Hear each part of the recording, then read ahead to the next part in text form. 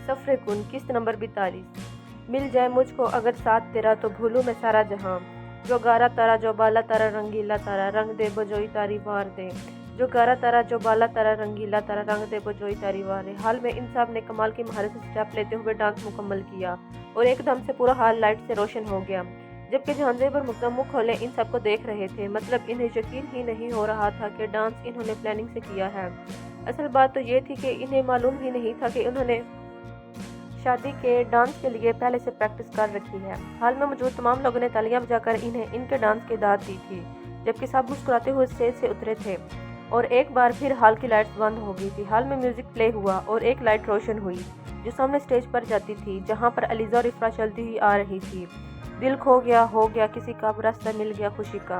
आंखों में है ख्वाब सा किसी का, रास्ता मिल गया खुशी का।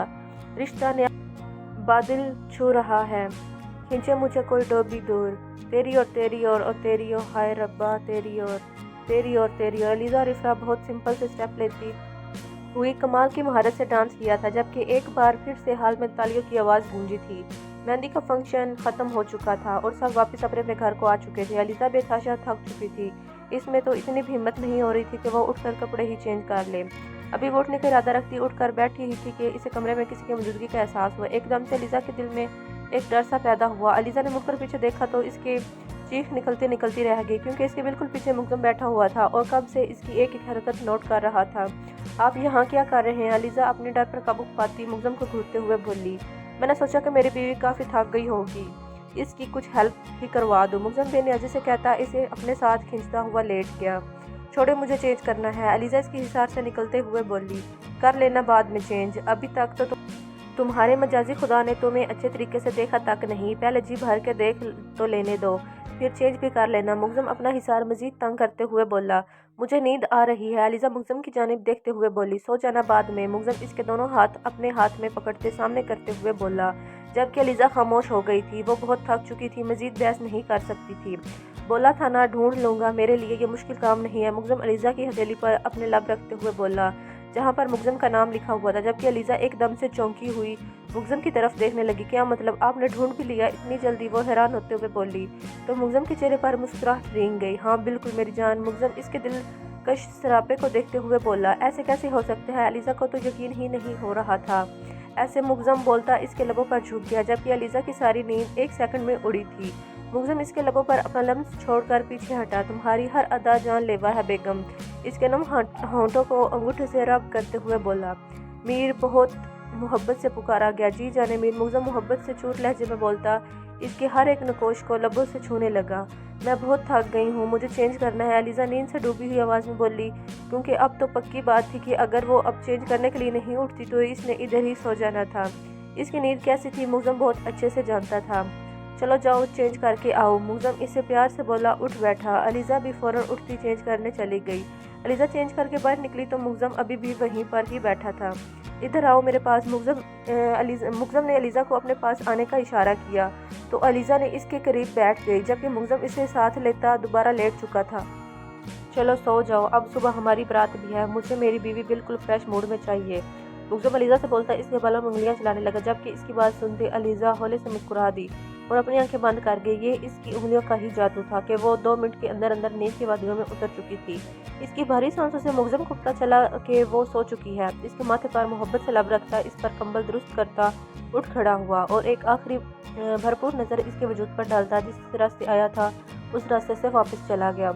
आज बारात का दिन था, जबकि अलीजा और मुग्धम का निकाह भी रखा गया था। ये सरदार साहिब और आमना बेगम की ख्वाहिश थी, क्योंकि वो अपनी इकलौती बेटी का निकाह खुद करवाना चाहते थे। किसी को भी इनकी ख्वाहिश पर कोई एतराज़ न था, इसलिए इनकी ख्वाहिश का एहतराम करते हुए साहब ने निकाह की अम्मी भार दी। अलीजा और इफ्रा की ब्यूटिशियन तैयार करके जा चुकी थी, जबकि जहांजेब और मुग्धम भी तैयार हो चुके थे और सब हाल की तरफ रवाना हो गए थे।